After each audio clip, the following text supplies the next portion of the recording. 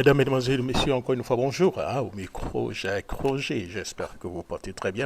Alors, j'ai reçu quelques coups de fil ce matin me demandant donc de me prononcer sur le nouveau test concernant donc la liberté d'expression au niveau donc de la Côte d'Ivoire qui fait couler beaucoup d'encre de salive. Alors, en l'occurrence, je pense qu'un point concernant aussi l'article 185 qui, après consultation, cet article existait bel et bien dans les anciennes lois sous le président Gbagbo et peut-être même sur le président Henri Konambedi. Je n'ai pas du tout vérifié.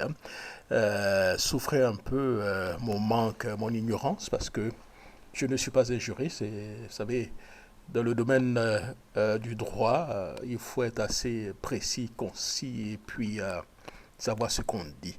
Donc je m'attacherai seulement à parler un peu, donc de retomber un peu donc de l'article, mais pas rentrer en tant que tel, savoir la constitutionnalité et autres, parce que je n'ai pas compétence à répondre à cette question. Mais je constate quand même quelques incohérences. Alors, quand on lit la déclaration du porte-parole du RHTP, un juriste, voilà, du RHTP, je l'ai suivi un peu dans le débat hier, la question lui a été posée, elle a été claire. Il dit, si M. Gbagbo qui a été condamné par la justice à 20 ans de prison, et si aujourd'hui le PPACI ou les individus lancent un appel public à l'effet de contrarier l'autorité en solidarité avec M. Laurent Gbagbo, il tombe donc sous le coup de l'article 185 du nouveau code pénal ivoirien. Donc vous voyez déjà le point de vue donc du parti au pouvoir. Voilà. Alors, quand vous écoutez aussi l'opposition, et surtout M. Michel Gbagbo, euh, sa réaction est assez claire. Ou bien même quand vous écoutez au moins quelques acteurs politiques, je crois que j'ai suivi aussi une intervention, ou bien je ne sais pas, l'écrit de M. Deladja Mamadou Traoré. Il dit la modification de l'alinéa 1 de l'article 185 a un objectif sournois, celui de museler donc l'opposition. Voilà ce qu'il dit. Et ensuite, j'ai essayé de voir aussi la réaction de Maître Blessy, un avocat émérite, lui par rapport à ce qu'il pense un peu voilà, du nouveau test.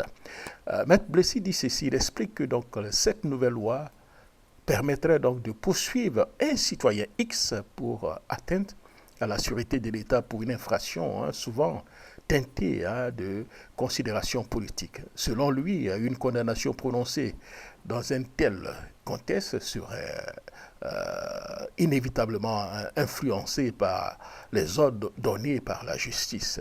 Si en tant que député, il exprime une opinion remettant donc en cause la validité donc de cette condamnation, il se trouverait donc sous le coup de l'article 185 alinéa 2 du code pénal, ce qui porterait donc atteinte à la liberté d'opinion et à l'expression politique des droits fondamentaux pour l'opposition. Alors, donc, quand vous basez un peu sur tout ça, il y a de quoi se poser donc des questions. Vous savez, les juristes ivoiriens sont habitués à nous dire tout, sauf être cohérent avec la population ou bien être très explicite avec la population. On a vu avec des différents sujets, surtout concernant donc, le troisième mandat de M. Ouattara, où les mêmes juristes sont venus dire aux Ivoiriens que M. Ouattara ne pouvait pas se prononcer et ces mêmes ne sont pas du tout gênés de venir prendre à contre-pied ce qu'ils ont dit. C'est-à-dire qu'il y avait une malice de façon donc à tromper donc la vigilance donc des Ivoiriens à voter une loi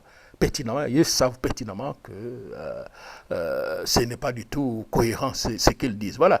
Donc c'est ce qui amène donc les Ivoiriens à se poser donc des questions. Donc ce qui m'amène à me poser la question parce que aux juristes donc, du RHTP, à tous ceux qui nous suivent, s'ils peuvent répondre donc, à cette question, ça me permettra, moi, personnellement, donc, de mieux comprendre un peu la quinquessence de ce nouveau test 185 alinéa 1 et alinéa 2. Donc, c'est la question que je me pose. C'est le débat donc, sur la liberté d'expression en Côte d'Ivoire. On va parler du passé, revenir un peu donc le passé. M. Cissé Bakongo disait dans le temps, les nordistes ont bien fait donc de supporter la rébellion. Ma question que je pose, est-ce que ce discours fait-il l'apologie donc de la rébellion et du terrorisme? Parce que vous voulez la rébellion, le président d'alors, M. Laurent Gbagbo, avait considéré cela comme du terrorisme. Alors, ces discours, la question que je me pose, ces discours ne fait-il pas donc l'apologie donc de la rébellion du terrorisme? Et question, si quelqu'un tient de tels propos aujourd'hui, tombe-t-il sur le coup de cette nouvelle loi? Si oui, le RDR devrait-il tenir ce genre de discours afin donc de galvaniser ses militants quand ils étaient donc dans l'opposition, mais maintenant, ils l'interdisent quand ils sont au pouvoir? Cela nous amène à parler un tout petit peu de quelque chose. C'est un peu de l'hypocrisie, cher ami. Alors c'est un peu mon point de vue par rapport à cette question donc, de droit. Je ne suis pas un juriste, vous voyez que je ne suis pas du tout rentré voilà, dans la profondeur voilà, donc, du test, parce que je ne suis pas un juriste, je cherche à comprendre.